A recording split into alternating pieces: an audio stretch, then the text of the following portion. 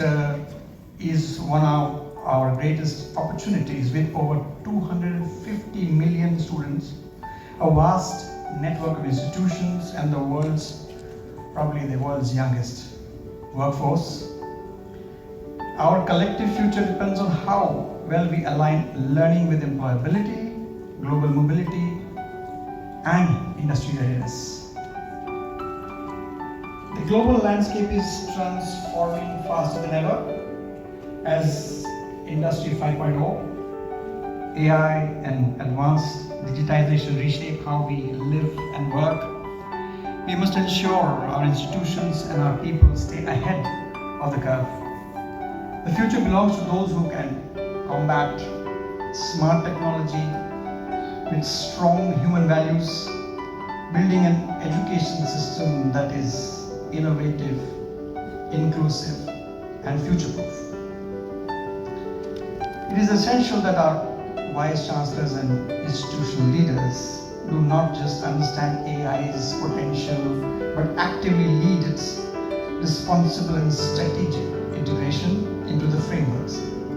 AI is no longer just for computer scientists.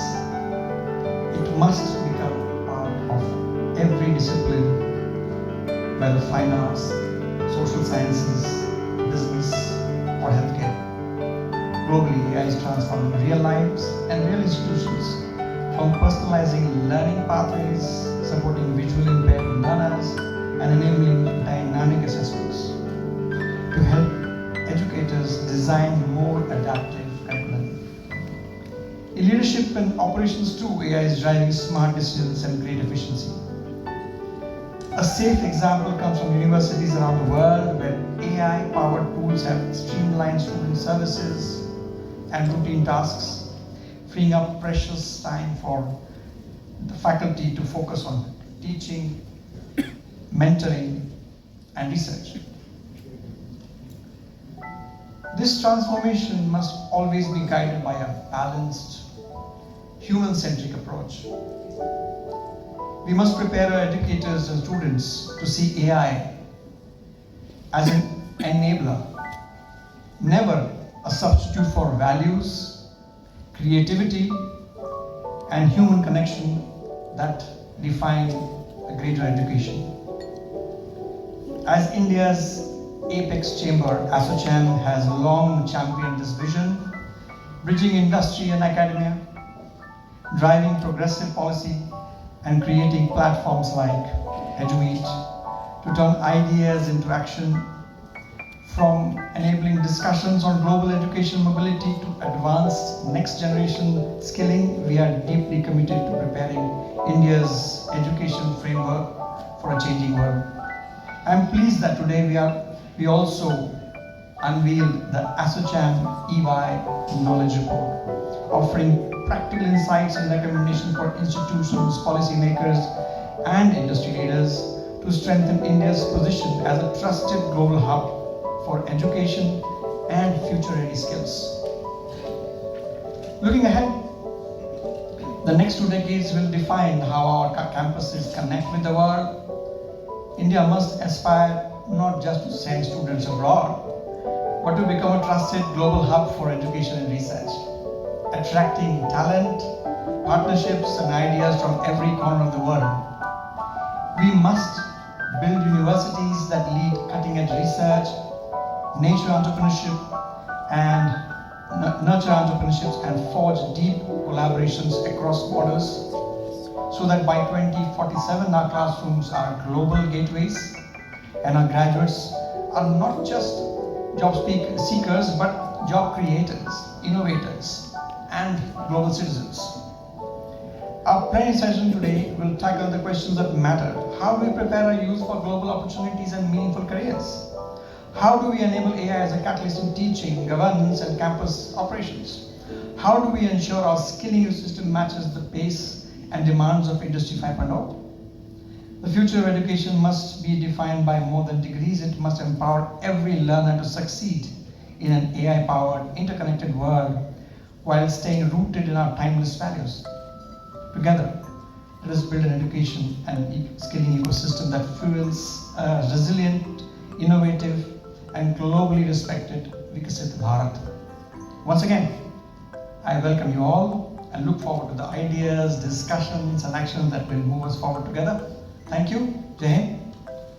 Which I would suggest that everybody is probably the most important of any particular policy issue we want to choose to discuss.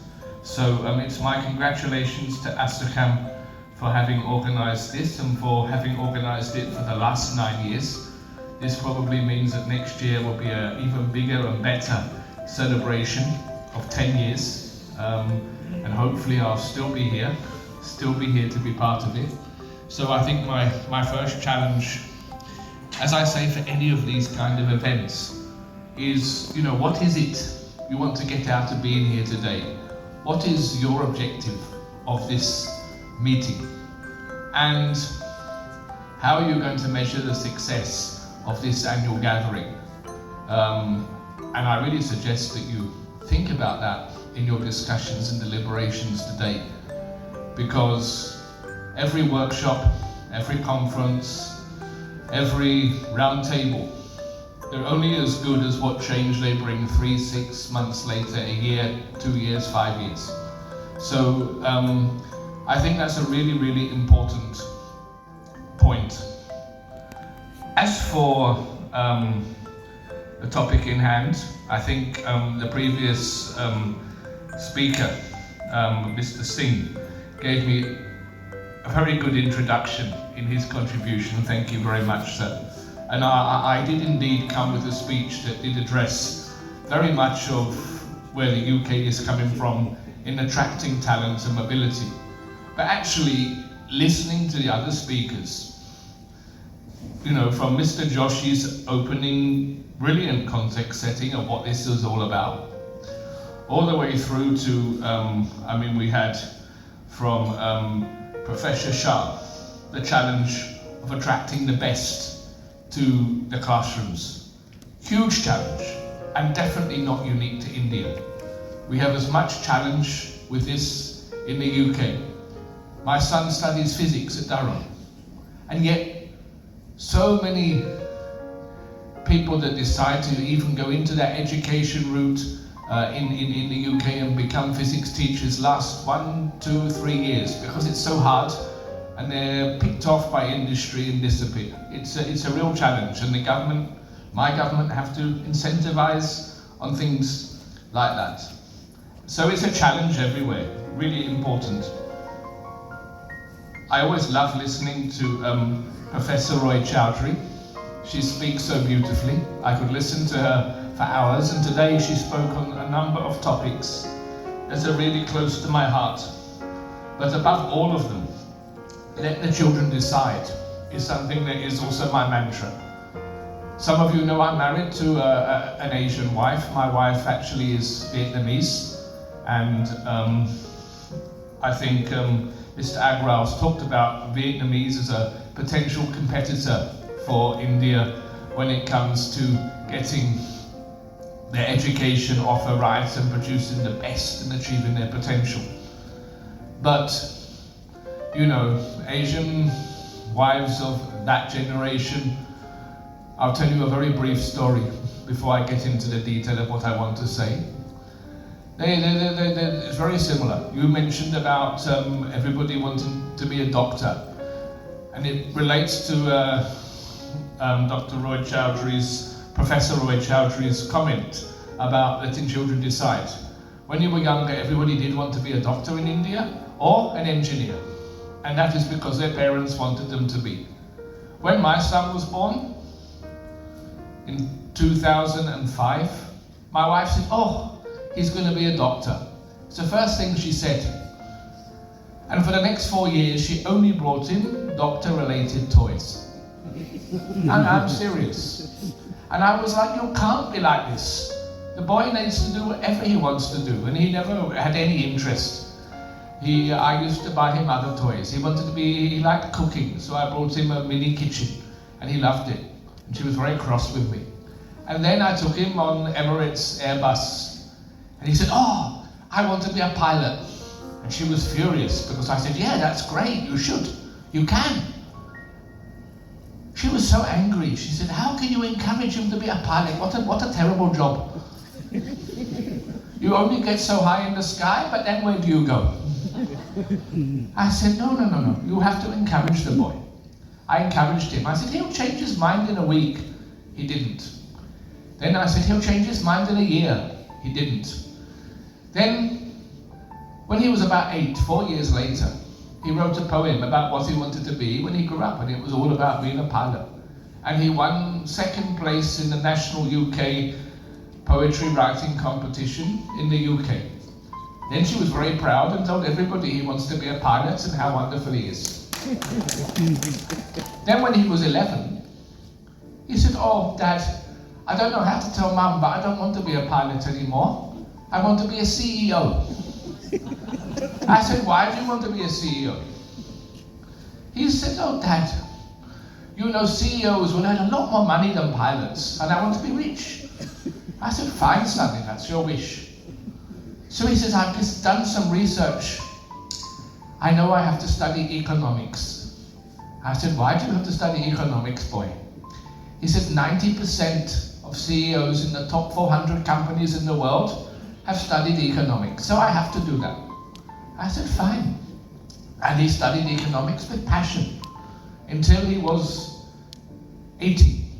And he got A stars in every one of his exams. He did very well. He was a very clever boy. And then he applied for 5 UK universities and didn't get what he wanted in any of them.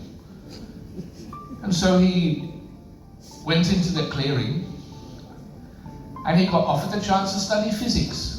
He said, economics was always a fake science. I'm going to do physics and I'm going to become a banker. And my point for telling you this is, for young people, their interests, their passions, they change over time, and definitely this boy is one living example. The other one, he wants to be a professional footballer, and he's in a training school at the moment somewhere in Vietnam with my wife. Anyway, I digress a bit, but I just thought that story beautifully matched both Ma'am's comments and also yours, sir, as you made your speeches. The UK's always been a preferred destination for Indian students. And that bond, I feel, has never really been stronger than now. And so let me just highlight a few aspects of what the UK offers Indian students and young professionals today. Some of my comments are about education, but some are more about opportunities of mobility, and I think mobility is a really, really important issue, and for those that can achieve it. Some people go and study in the UK, of course. We have something like 130, 140,000 students' visas issued last year, according to some figures